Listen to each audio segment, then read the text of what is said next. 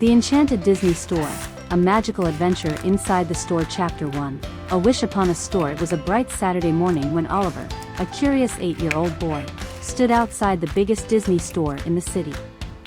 His heart pounded with excitement as he pressed his hands against the glass window, staring at the vibrant displays inside. Mickey, Elsa, Buzz, and so many others stood frozen in perfect form, waiting to be taken home by kids who adored them. "Mom, can I go inside?" Oliver asked, his eyes sparkling. His mother smiled. "Of course, but remember, just looking, okay?" Oliver nodded eagerly and stepped inside. The moment he crossed the threshold, a gentle chime rang overhead, almost like a welcoming melody. The air smelled like a mix of freshly opened toys, vanilla, and just a hint of magic. Something about this place felt different. The shelves stretched high above him, filled with figures, plushies, and costumes. But as he walked deeper into the store, Oliver began to notice something odd. The figures seemed to be moving. Just a trick of the light? Maybe. But then, as he reached out to touch a small wooden Pinocchio, he swore he heard a voice whisper, "Be careful what you wish for." Oliver's eyes widened. Had the toy just spoken? He quickly looked around, but no one else seemed to notice anything strange. He gulped and took a deep breath. Maybe his imagination was playing tricks on him. Or maybe, just maybe, this Disney store was different. Chapter 2, The Aisles of Magic. Oliver wandered past shelves stacked with neatly arranged action figures and dolls. Every aisle told a different Disney story, one filled with heroes, villains, and sidekicks. But something about the way the figures were positioned made it seem like they were watching him. Then it happened. As he reached the plush toys section, the store went completely silent. The soft hum of other shoppers, the gentle overhead music, even the faint sound of footsteps, all gone. A shiver ran down Oliver's spine. He turned around and gasped. The figures on the shelves were gone. The neatly displayed Mickeys, the delicate frozen dolls, the rows of neatly packaged Marvel superheroes, all missing. Oliver's breath hitched. The store looked exactly the same, yet eerily empty. And then, from the corner of his eye, he saw movement. A tiny figure darted between the shelves. Another peeked around the corner, its big plastic eyes blinking before disappearing behind a display. Oliver swallowed hard. Were the toys alive? Chapter 3, The Toy Rebellion. Before he could react, a small, fabric-gloved hand tapped his shoulder. Oliver turned around. Mickey Mouse was standing right there. A real, moving Mickey. His tiny plastic eyes were full of urgency. "Listen, kid, we need your help," Mickey said. Oliver blinked. What? "The store is under a spell. Every night, we wake up.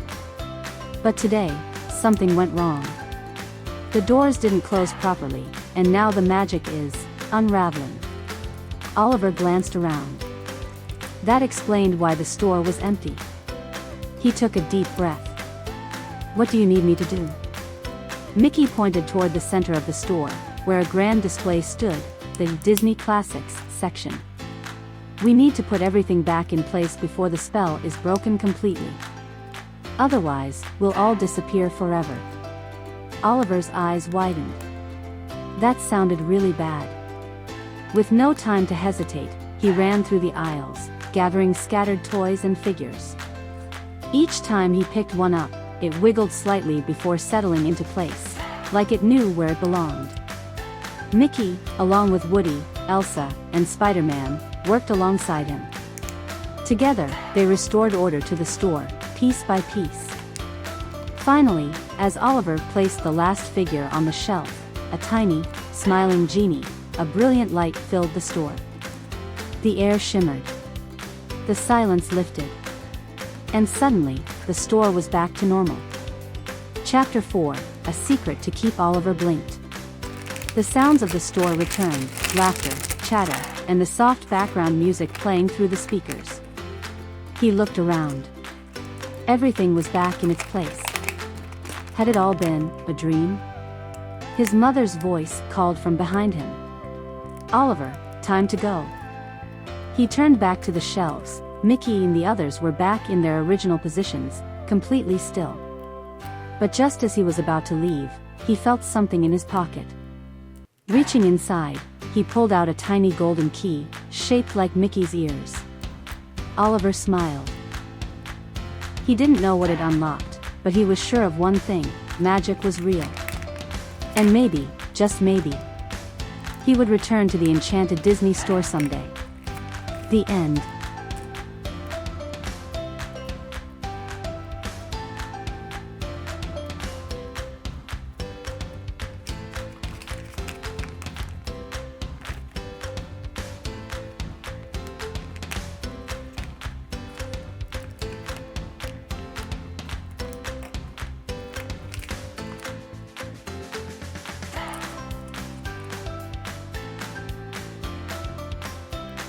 The Forgotten Wish, a heartwarming journey through dreams. Chapter 1. A birthday without magic. 9-year-old Sophie pressed her face against the window of the Disney store, watching the twinkling lights and colorful displays inside. It was her birthday, but something felt off. She sighed. "This used to be my favorite place," she muttered. Her mother looked down at her. "Used to be?" Sophie shrugged. "I don't know. I just don't believe in all that magic stuff anymore." Her mom gave a small smile. "How about we go inside? Just for old time's sake?" Sophie hesitated but nodded. As she stepped through the doors, a familiar chime rang overhead. The air smelled like vanilla, new plush toys, and a little bit of adventure. She sighed. It was nice, but not like before. She used to believe the store was alive, that the toys were waiting for the right kid to take them home. But now, it was just a store. Or so she thought. Because today, something different was about to happen. Chapter 2, The Forgotten Aisle. As Sophie walked through the aisles, she ran her fingers over plushies, action figures, and sparkly princess dresses. Nothing felt special anymore. But then, she saw something strange. In the very back of the store, half hidden behind a tower of stuffed animals, was a narrow aisle she had never seen before. The sign above it was dusty, almost forgotten, and read, "The Aisle of Lost Wishes." Curious, Sophie glanced back at her mom, who was busy talking to a cashier, then stepped inside. The air in the aisle was different. Warmer. Softer. And then she saw them. Shelves lined with old, dusty toys, characters she barely remembered from when she was little. A tiny, faded plush bear.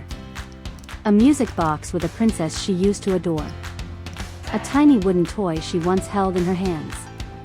And then, on the very top shelf, she saw it. A small, golden snow globe. Inside, a tiny figure of a Disney character stood frozen in time, surrounded by sparkling dust. She knew this snow globe. Because once, it had been hers. Chapter 3, The Wish That Time Forgot. Sophie grabbed the snow globe, her fingers trembling. The moment she touched it, a soft hum filled the air.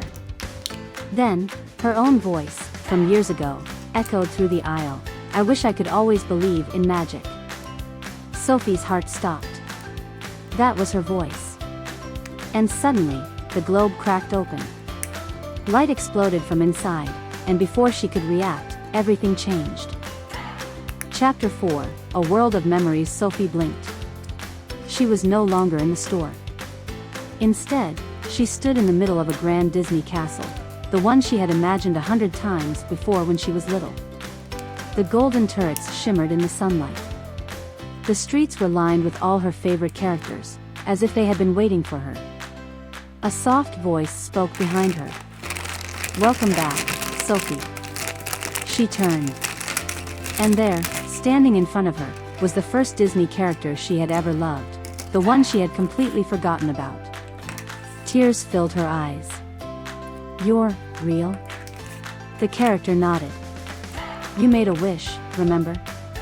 You wished you'd always believe in magic. But you stopped believing. And when you did, this world started to fade. Sophie's breath caught. This place is my old dream? The character nodded.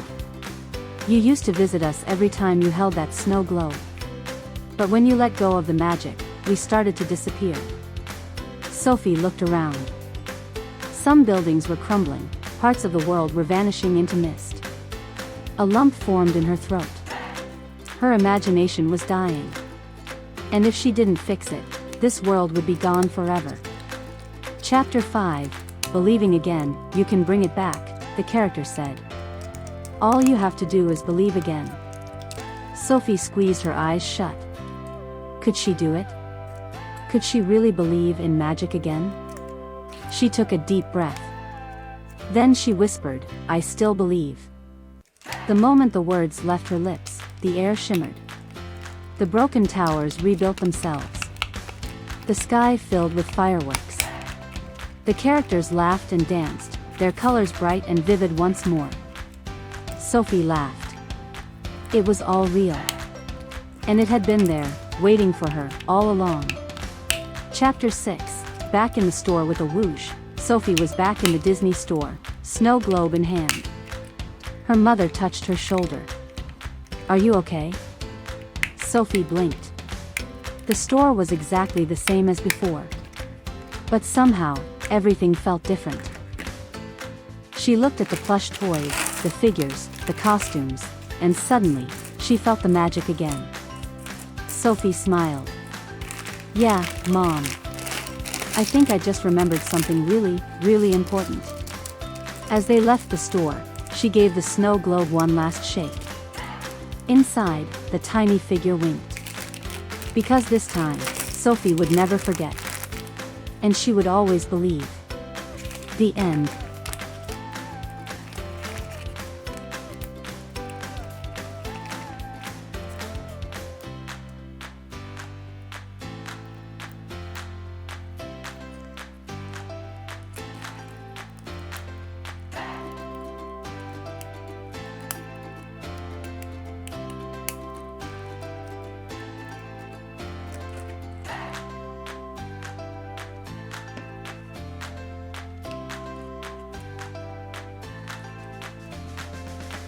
The Portal in Aisle 9, A Mysterious Adventure Beyond the Store. Chapter 1, The Strange Aisle. It started as a normal day.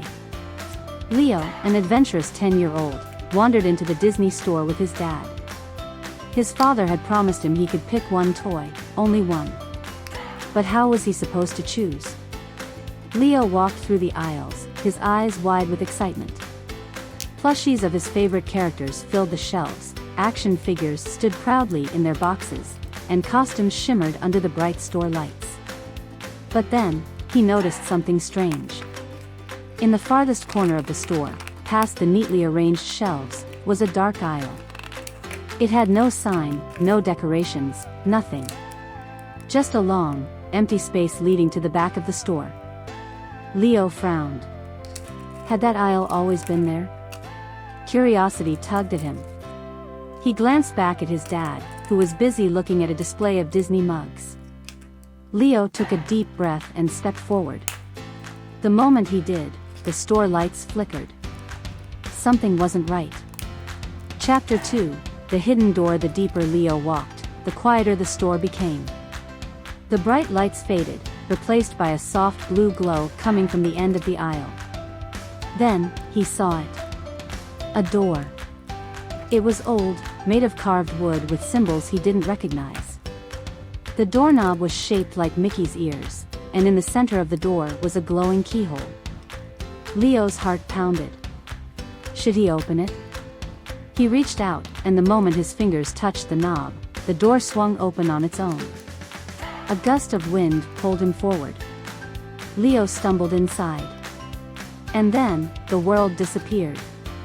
Chapter 3, Welcome to the Disney Worlds. When Leo opened his eyes, he wasn't in the store anymore. He was standing on a golden bridge, stretching over a river of glowing blue water. The sky above was a deep purple, filled with floating lanterns and fireworks. The air smelled like cinnamon, popcorn, and a hint of adventure. Leo turned around. The door was gone. Then, a voice behind him said, "You're not supposed to be here." Leo spun around. A figure stood in the distance, watching him. It was a Disney character.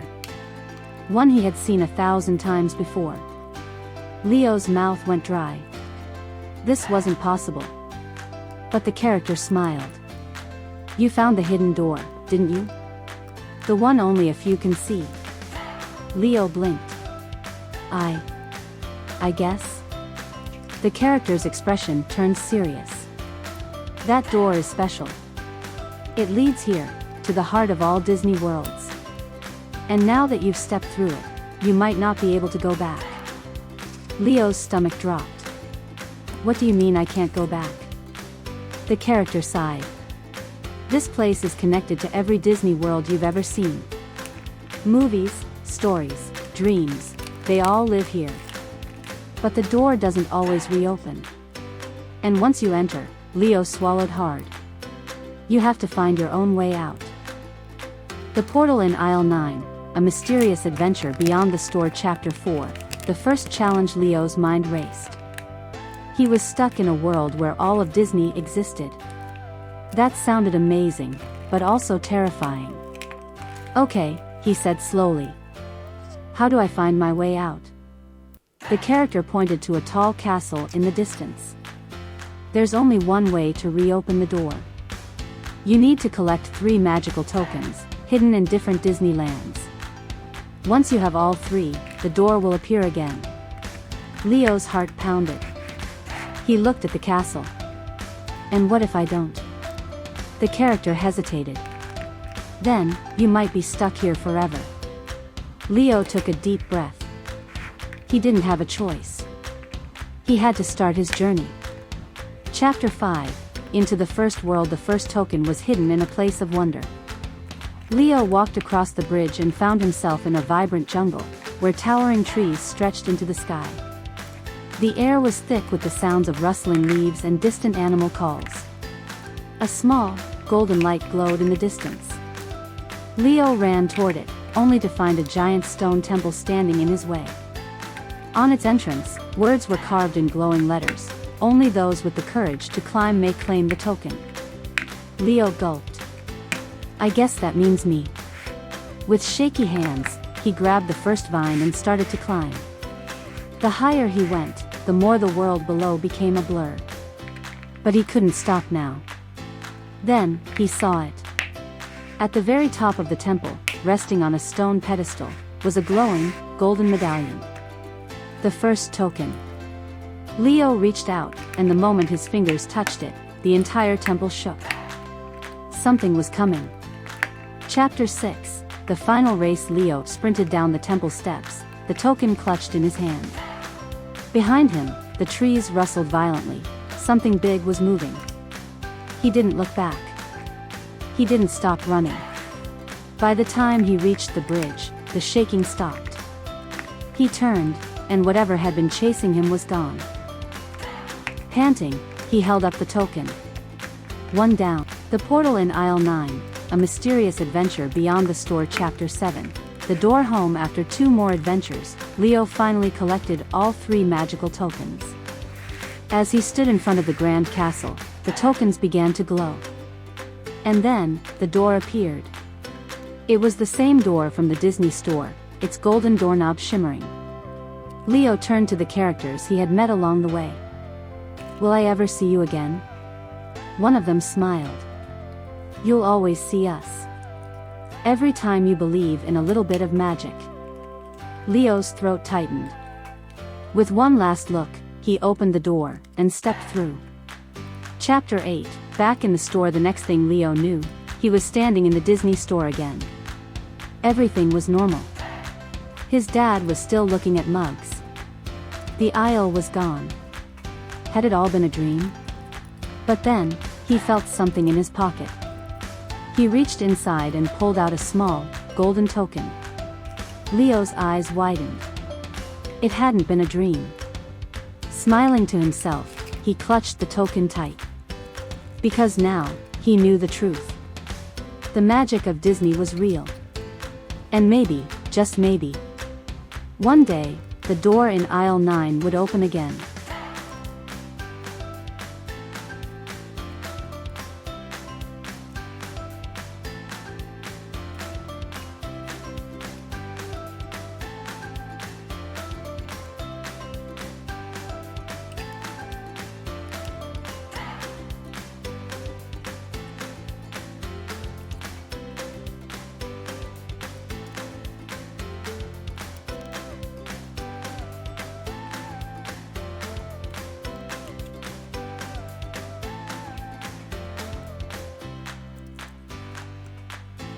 The enchanted Disney store. It was an ordinary Saturday when Emily stepped into the Disney store with her father. She had been there before, but something about this visit felt different. The moment she crossed the threshold, a warm golden light flickered through the store. The shelves gleamed brighter, the plush toys seemed to smile at her, and the air was filled with the soft melody of a familiar Disney song. Emily's eyes widened as she wandered through the aisles. The princess dresses shimmered as if they had just been spun from fairy dust. A talking toy on the shelf whispered a greeting as she passed by. Her tiny fingers traced over the edge of a box, and suddenly, she heard a voice. "Emily. You've finally arrived." She turned, startled, to see a tiny, animated version of Mickey Mouse waving at her from a display stand. Emily gasped. "Did you just talk?" Mickey chuckled. "Of course, I did. This isn't an ordinary Disney store, it's enchanted. But only special guests can see its magic. And guess what? You're one of them." Emily's heart raced with excitement. She wandered through the store, and with every step, another toy seemed to come to life. A pirate's sword shimmered, as if inviting her on an adventure. A glass slipper glowed softly, as though it had been plucked right from Cinderella's ballroom. Then she found the aisle filled with stuffed animals. As she reached for a soft, floppy-eared dog, it blinked at her and wagged its tail. "Pick me. Pick me," it barked playfully. Emily laughed, turning to Mickey. "Is everything here alive?" Mickey winked. "Only when someone with a kind heart believes in magic." Emily felt a warmth in her chest as she hugged the plush dog tight. As she did, a swirl of golden sparkles surrounded her, and for a split second, she saw something wonderful: characters dancing, castles rising, fireworks exploding above them. Her father called her name, snapping her back to reality. The magic flickered and faded, and the store returned to normal. Emily looked at the plush dog in her hands. It didn't blink anymore, but she could still feel its warmth. Maybe, just maybe, the magic was still there,